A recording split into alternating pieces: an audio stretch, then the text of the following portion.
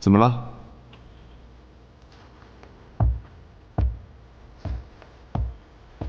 见过先生。搞什么名堂？不想学琴，也不必如此吧？学生自知顽劣无状，特来向先生请罪，还请先生大人不计小人过，别让夫子们再为难我了。什么意思啊？所以，果真不是你？到底发生什么事了？详细说来。二哥，这次你可得好好谢谢我，要不是本公主冰雪聪明，你可就名节不保了。这都什么乱七八糟的呀？我看你这书读到歪路上去了吧？糟了，都怪你，答应了年年要把这个王九赶走，他定要觉得我说话不算话了。这个王九，私自调换伴读课本，欺上瞒下也就罢了，还挟私报复。还有那个赵延红，产上欺下，趋炎附势，两个人都是风骨气度全无。这样的人，翰林院可留不得他们。不过我这几日瞧着，王九他们似乎对薛叔颇为恭敬。先生，您说这该不会是薛家的意思吧？连你都发现他们的关系了？什么叫连我啊？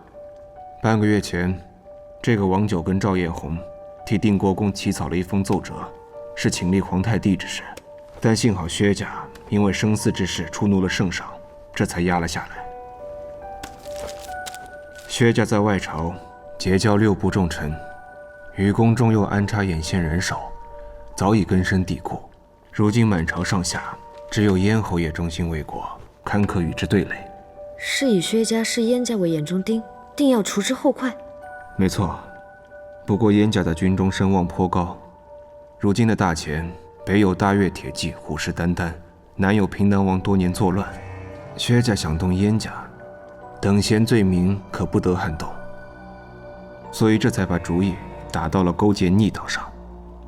原来如此，怪不得他们让周迎之进入侯府，偷窃侯爷的笔迹印信，想要伪造与逆党来往的书信。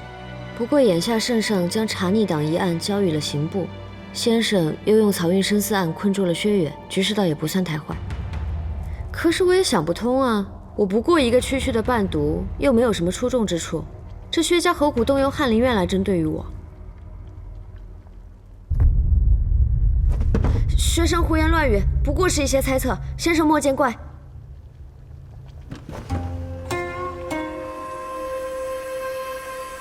我早晚要死在我这张嘴上。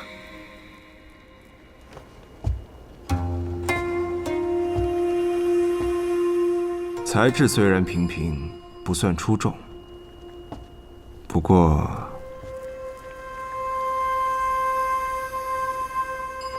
你不是说王九要让你作诗吗？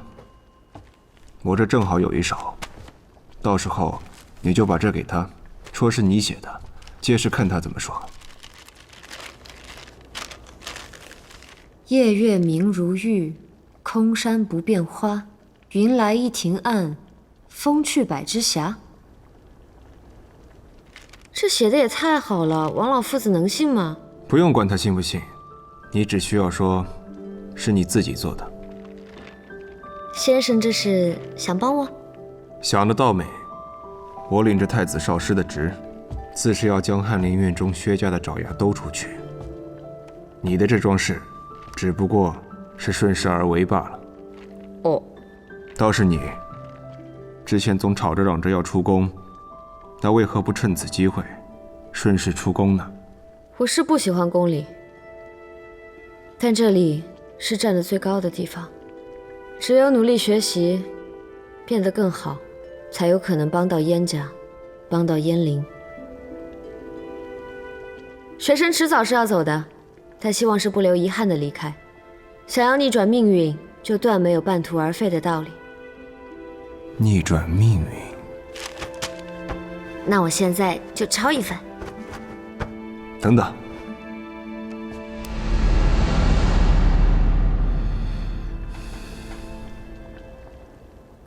其实伤的不重，就是薄一怕我疼，所以包的厚了些。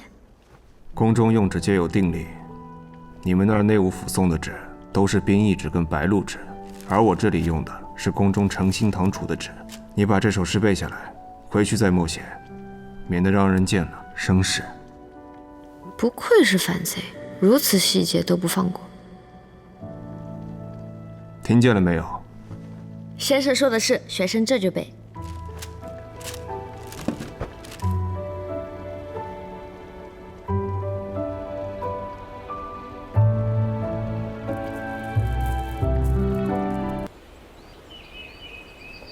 风去百枝霞。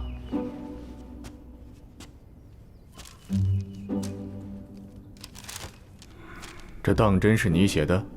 学生受了责罚，自是要努力些，苦思冥想许久，好不容易才写下此诗，还请先生指教，这押韵如何？光押这韵有什么用啊？这既无意境，又无逻辑。赵大人，尤其是这句“空山不变花”，更是不知所云呐。前面还在空山，这转眼就是一庭岸，倒是切题。有风有月，有山有花，还有云，就是太不入流了。先生此话当真？自是当真。王老先生。哦，谢大人。谢大人因何来此啊？王老先生，这首诗可否借谢某一观？哦，您请过目。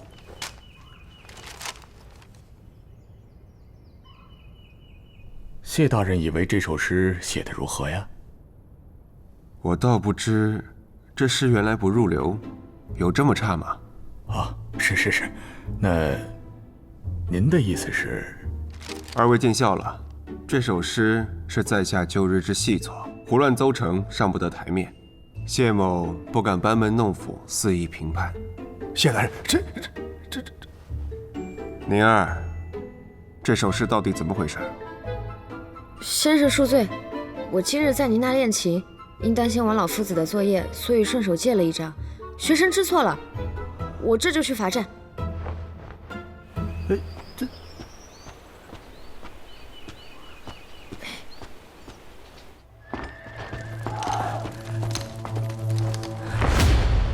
将军，老赵，你跟了我也有20年了，这营里的东西不仅仅是兵器，更是燕家军杀敌时的命。说，你把东西弄到了何处？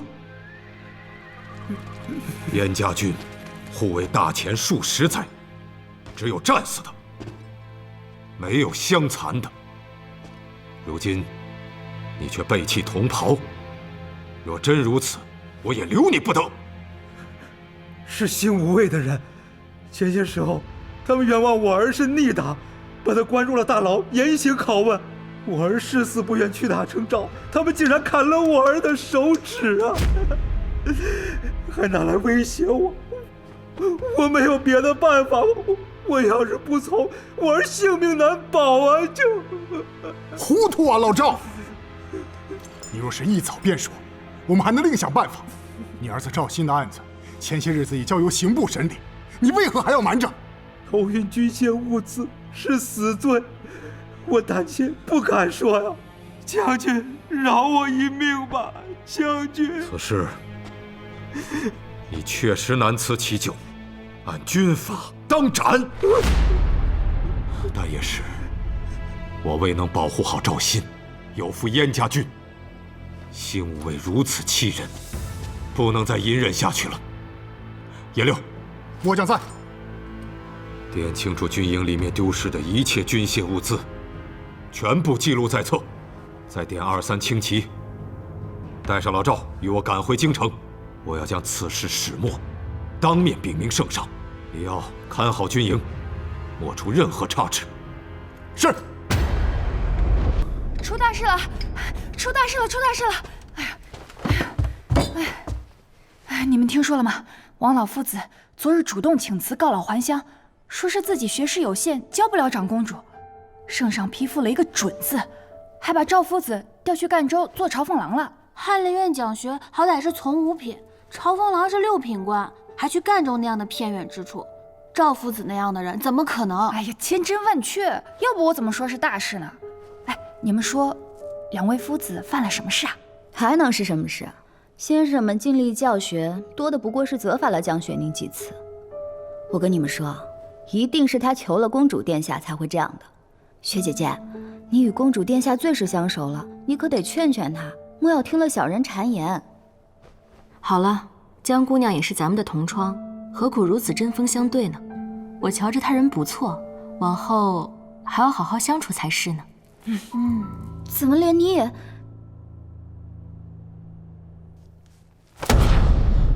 一个小小的翰林院，已有那么多的党附之士；一个五品讲学，居然连一首诗的好坏都分不清。朕昨日稍加问询，便得知他那官位来路不正。现在放眼满朝，还不知道有多少官员相互勾结。圣上息怒，眼下还未查清，结论不宜过早。不过，臣也发现，翰林院起草的不少奏折，都与定国公府有关。这真是朕的好舅父啊！你瞧瞧，这是吏部今晨送上来的折子。刑部尚书之位空悬已久，户部尚书又告老还乡，吏部给朕起草的候选之人，大半都与薛家有关。朕实在是难以决断。冀北道监察御史顾春芳本就是刑部外放的官员，又曾是圣上的老师，不如让他接任刑部尚书。顾老确实是合适人选，既与薛家无旧，又无结党之嫌。可这户部侍郎江伯游，圣上觉得如何？朕怎么听说，在伴读之中有一位江姑娘，正是这江伯游的女儿。朕还听说，你与这江姑娘颇为相熟。师生之意罢了，没多么相熟。罢了，这江伯游虽说不上是什么极有本事的，倒也是小心谨慎。谢请你一贯善识人，就由他来顶上吧。但凭圣上裁决。你说什么？你升迁了？怎么会这么突然呢？这寻常的侍郎，怎么也得外派个3年5载，回来方能搏一搏这尚书之职。你怎么就平白无故的升迁了？这太奇怪了吧？你说呢？我还觉得奇怪呢。本来还以为，也就在这个位置上做到告老还乡了，可没想到这临了，竟有这样的机缘啊！慧姐儿，去写封信给宫里打听打听。哎，等，夫人啊，你要写什么信呢？哎呀，这怎么就不能写信了？写封信给宫里的宁丫头，让她打听打听是怎么回事嘛。我说夫人呐，你以为这皇宫它是什么地方啊？你想打听什么消息就能打听什么消息啊？好，我不打听就不打听嘛。那总可以写封信叮嘱她好好守宫里的规矩。哎呀，不用你操心呐。你是不知道，我最近正给慧姐儿相看亲事，瞧得上眼的人家还嫌咱们家门楣矮一截呢。你现在不是升迁了吗？那可不一样了，说不定对咱们家慧姐儿的亲事是大大的有好处。在这个节骨眼上，我怎么能让宫里那个给坏了事呀？哎呀，夫人，正因为如此，所以你才要少生是非呀。我怎么生是非了？你给我说清楚！爹爹误会母亲了。母亲这也是关心则乱嘛。爹爹此番升迁，定会招人眼红，而妹妹在宫中更不知道有多少人盯着。母亲呀，是怕妹妹不知这其中的利害，所以才想要去信叮嘱嘛。听见了吗？人家慧姐儿都看到了。我才不信你有这样的好心。还是我们慧姐儿懂事。况且呀，我们一家人之间，若是得了升迁这样的好消息不告诉她，妹妹若是知道了，怕是要觉得委屈呢。也罢，那就按你们说的，去给宫里写封信，但是记住了啊，写些好听的话、问候的话啊，别有的没的往上瞎写。是。如了你的意啦。谢老爷。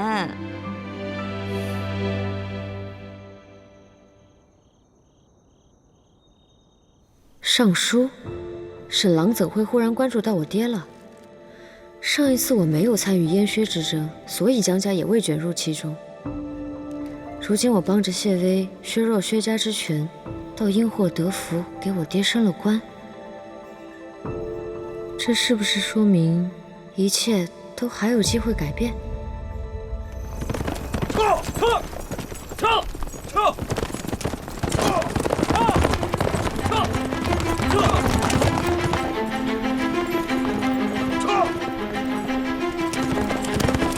运！侯爷飞鸽传书，说快马赶回，怎么还没到啊？撤！撤！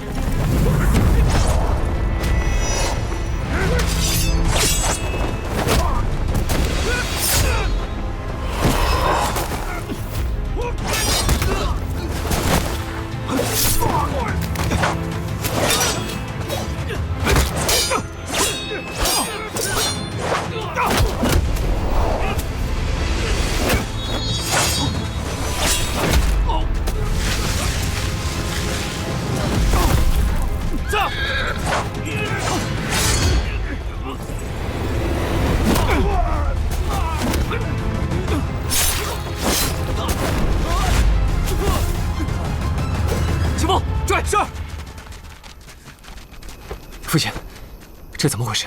是薛家的人。薛家的人竟如此大胆，此处离京城不远，他们竟敢在此处刺杀父亲，不是冲我来的，他们是……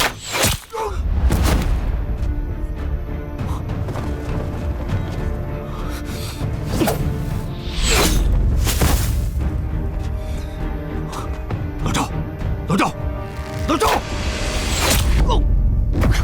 父亲！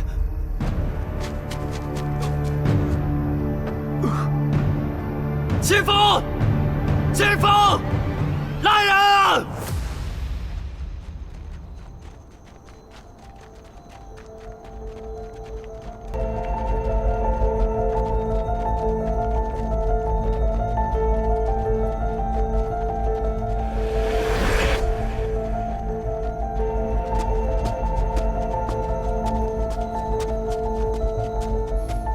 都给咱家仔细的搜。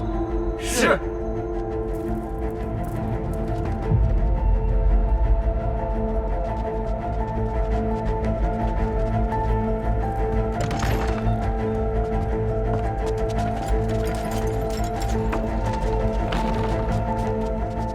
王公公，敢问这是发生了何事？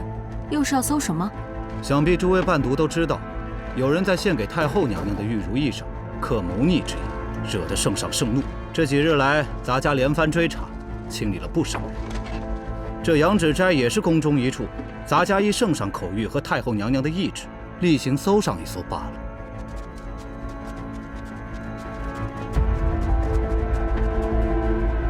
这哪里是例行公事，分明是把我们当犯人了。当初做伴读的时候，并没有过这件事啊，难道又生了变故？大人，这是在江姑娘的房间搜到的。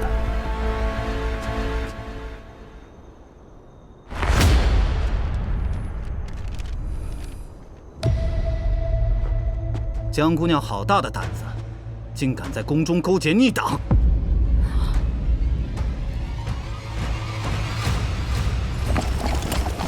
解严了，快闪开！走，快回家！快走，闪开！戒严，戒严了，赶紧收队回家！走，回去！快走，撤！让开！世子，圣上有令，全城戒严，搜捕逆党，小人不敢违令。你没听到我说的话吗？我父亲旧疾复发，我要去找大夫。侯爷之急，小人已经通告国公了，稍后便会有宫中指派的御医前来。世子稍安勿躁，